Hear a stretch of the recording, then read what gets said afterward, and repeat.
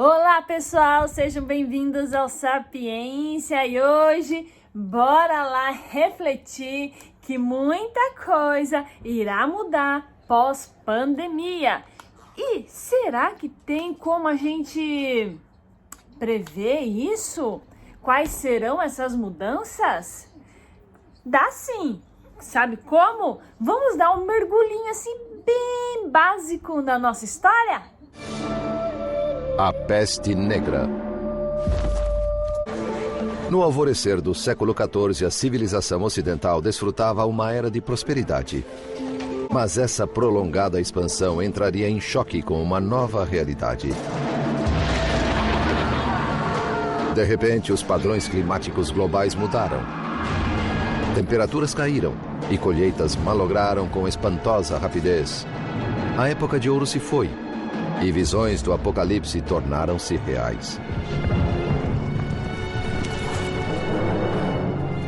No Extremo Oriente, nas estepes mongólicas, algo terrível despertara. Um agente invisível da morte. Corriam rumores de que a humanidade estava sendo exterminada na China, na Índia e no mundo islâmico.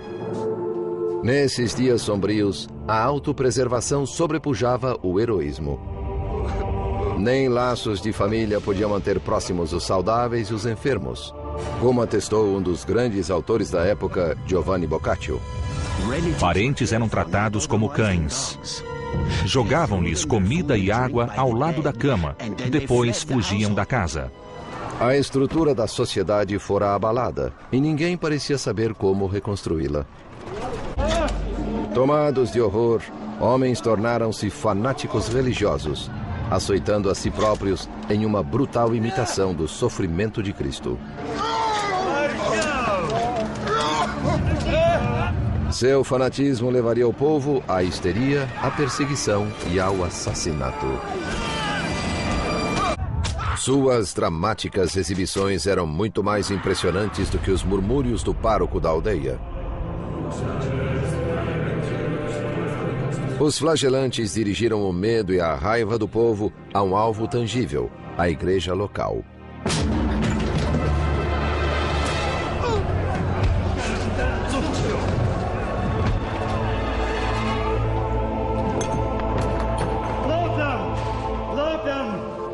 Crentes de que seu sacrifício sangrento auferia-lhes a graça divina, os flagelantes atribuíam-se milagres como os de Cristo. Para os flagelantes havia uma fácil transição entre criticar a igreja e atacar os judeus. Segundo o cronista do século XIV, Jean de Venette, A infecção e a morte súbita trazida por ela foram inculpadas aos judeus, a quem acusaram de envenenar poços e rios e de ter contaminado o ar. Em vista disso, o mundo inteiro ergueu-se contra eles. E nas comunidades judaicas, muitos milhares foram indiscriminadamente chacinados e queimados vivos pelos cristãos. Aquilo era demais. As autoridades finalmente agiram contra eles. Mesmo com o movimento flagelante extinto, grande parte da Europa permaneceu violentamente hostil contra a muito reduzida comunidade judaica. Mas para alguns, em vez de pesar, a peste trouxe oportunidade para saques, bebedeiras e brutalidade. Nas casas vazias dos mortos, excessos eram comuns.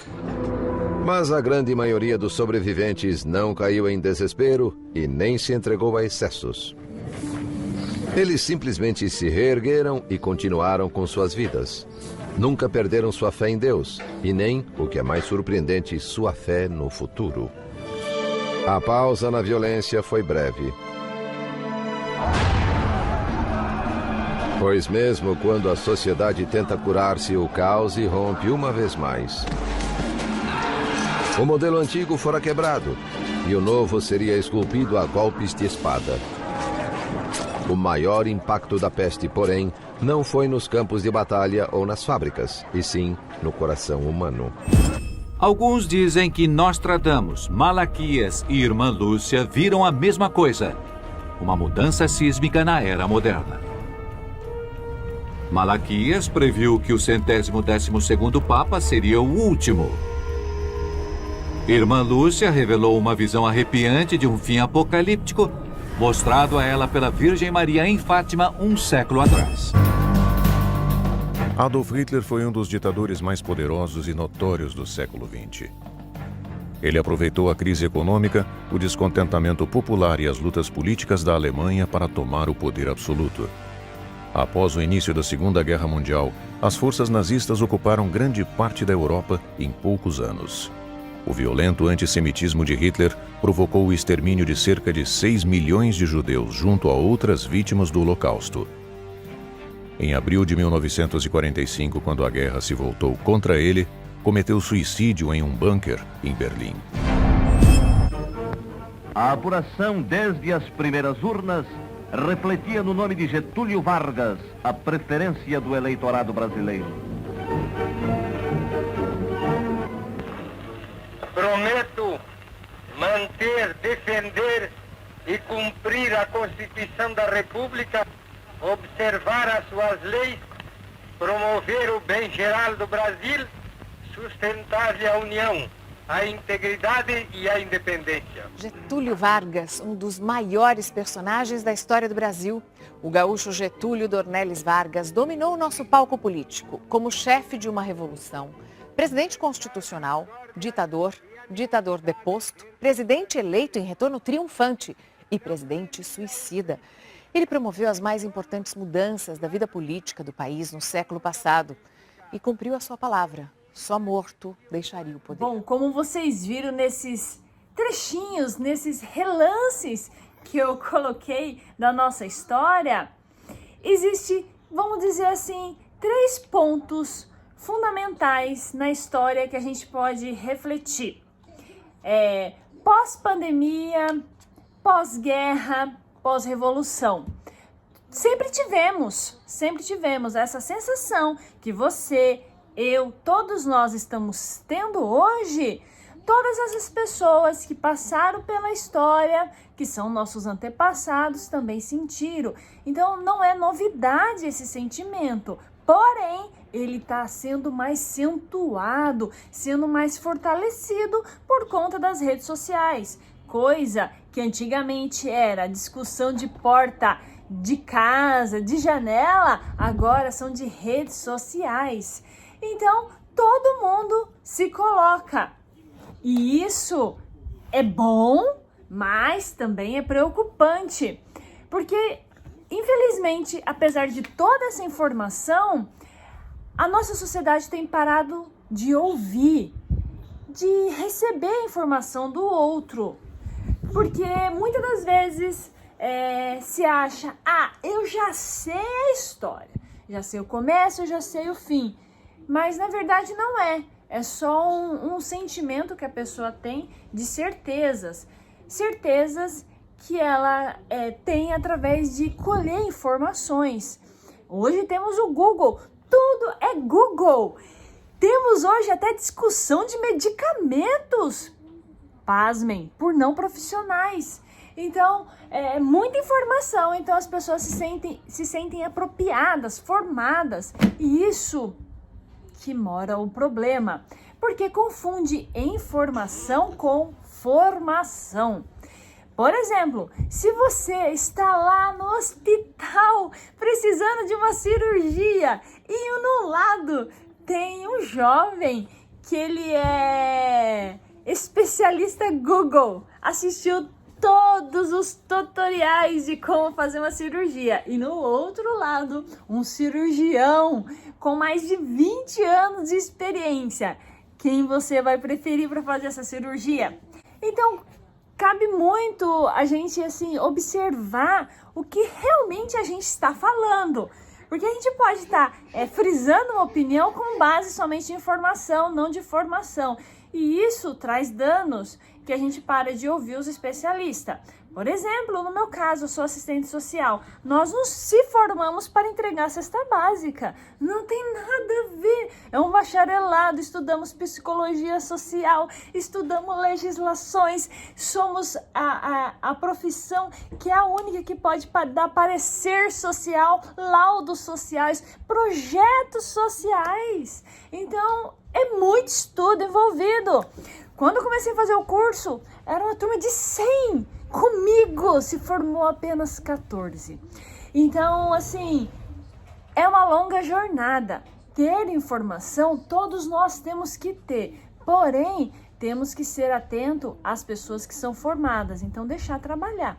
E essa questão que a gente está tendo da pandemia, ela com certeza vai mudar hábitos, porque ela já está acelerando alguns hábitos.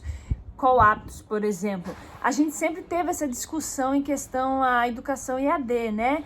Cursos, eu fiz milhares de cursos, você com certeza também fez, mas tinha muitas pessoas que tratavam isso como uma ferramenta não muito viável. E hoje, todo mundo está em EAD.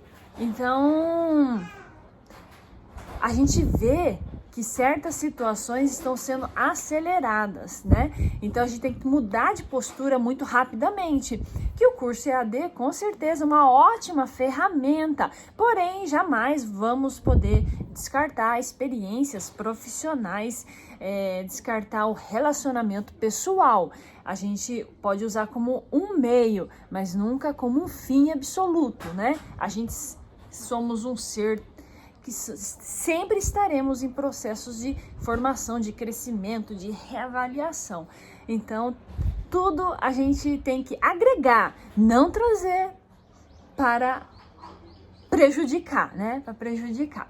Então, né, esses personagens que eu escolhi para trazer aqui para reflexão, porque a nossa sociedade, ela vive num misto, tanto religioso, sempre esteve presente, a gente já teve outras pandemias, a gente teve guerras, a gente teve revoluções, e sempre as pessoas que estavam passando naquele momento achavam que não conseguiriam sair da situação e conseguiram superar. Hoje, tanto o governo brasileiro como outros governos estão passando por muitas situações bem complicadas, mas são situações que já estavam ocorrendo. E essa questão de pandemia, de crise econômica e de informação, que hoje tem muita fake news, acelerou muitas coisas. Então a gente está dentro de um turbilhão. Se a gente olhar para Getúlio Vargas, ele foi uma pessoa muito expressiva na política brasileira.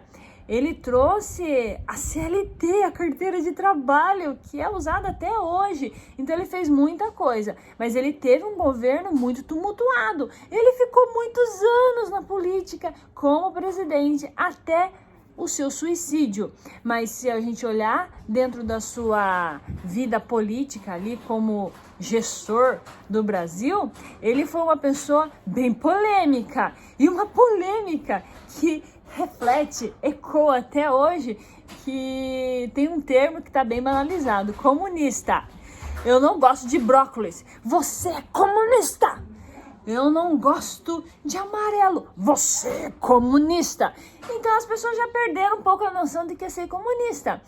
Getúlio Vargas, pasmem, apesar de estar naquele movimento de estar trazendo a CLT, mobilizando, fomentando a questão da sindicalização, trazendo um renovo ali, dando direitos, ele muitas das vezes foi acusado de comunista. Olha que situação, né? Ele não teve um governo perfeito, mas se você olhar para a história dos 38 presidentes que constam na lista, nenhum teve um governo de paz. Todos tiveram um governo complicado. Por quê? Todos têm um governo complicado. Isso ecoa em todos os governos do planeta. O ego, né? De estar cultuando o seu próprio ego. Então, sempre o poder acaba trazendo o ego. Quando a pessoa está lá no poder de outras pessoas, no poder dela dizer, é eu que mando agora no pedaço. Peraí, que sou eu. Isso traz dano, porque acaba a pessoa parando de ouvir e achando que tudo que ela está falando que é o correto. E, infelizmente, muitas pessoas acabam olhando só para uma pessoa, esquecendo o conjunto que essa pessoa está ali para representar todos. E então a pessoa tem que ter um meio termo para acolher todos. Não dá para representar somente a questão de uma parcela da população. Por mais que a pessoa ache que aquela grupo precisa mais, não, todos precisam da mesma forma. Então, ter jogo de cintura e saber ouvir e procurar ter um meio termo para acolher todo mundo é a melhor coisa. Nunca dizer que um é melhor que o outro, porque todos nós somos iguais. Então nós, se olharmos pela história, sabemos que com certeza vai ter mudanças políticas, isso é inevitável, e nenhuma situações dessas, tanto revolução, pandemia e guerra, terminou bem, sempre terminou com situações complicadas. Como a gente pode citar aí Hitler. Hitler, apesar de tudo, foi o povo que elegeu. Até coloco entre aspas. As pessoas costumam dizer, não muito mais, mas quando era criança eu via muito. A voz do povo é a voz de Deus. Só que voz é essa? Que Deus é essa? Se o povo escolheu Barrabás em vez de Jesus, e o povo que elegeu Hitler, né? E Hitler fez o que fez com o povo judeu. Então é bem complicado. Então o voto é uma ação humana. Nós temos a habilidade de escolher. E tudo que essa habilitação que nos dá esse direito de escolher, também a gente vai colher os frutos também. Por isso, é muito importante a gente sempre manter a nossa mente aberta e sempre reflexiva. Porque no caso, se você fosse aprofundar em Hitler, naqueles campos de concentrações, muitos jovens que estavam ali tirando a vida daquelas pessoas, eram jovens que já foram criados já na cultura, já pelos seus familiares e pela própria ideologia de Hitler, porque eles também davam investimento para que esses jovens estudassem, faziam faculdades, engenheiros, advogados, uma infinidade de formação. E depois que se formavam, já estavam ali maduros e iam para o campo de concentração ser assassinos. E mesmo matando aquelas pessoas, eles acreditavam que aquelas pessoas não eram dignas de estar viva. Só que eu não sei você, mas particularmente eu não consigo entender como uma pessoa pode classificar a outra se é digna ou não de vida. Bom, eu não acredito nisso. Mas essa ideologia muitas pessoas seguiram. E Hitler, muitos relatos de pessoas que ouviam Hitler falar, ele falava de um jeito, mas com tanta convicção, que a pessoa acreditava, falava, nossa, é tudo culpa do judeu que a gente está vivendo hoje. Você consegue contextualizar com o mundo de hoje? Muitas pessoas defendendo pessoas e dizendo que outras pessoas são lixo e que não deviam, que a culpa é dessas pessoas. Se a gente contextualizar, você vê o looping que a gente vive em todo o nosso contexto histórico. A gente sempre vive batendo na mesma tecla. A nossa sociedade acaba indo e voltando, indo e voltando. E isso é muito complicado. Então, a reflexão de hoje é que a gente, assim, pelo menos eu faço isso, ensino meus filhos, meu marido também é assim, a gente sempre está de mente aberta, a gente nunca colocar uma pessoa como a única verdade, porque verdade, o que seria verdade, né? Então a gente sempre tem que refletir, manter nossa mente aberta, porque a gente sabe que muitas coisas vão se repetir, governos que vão cair,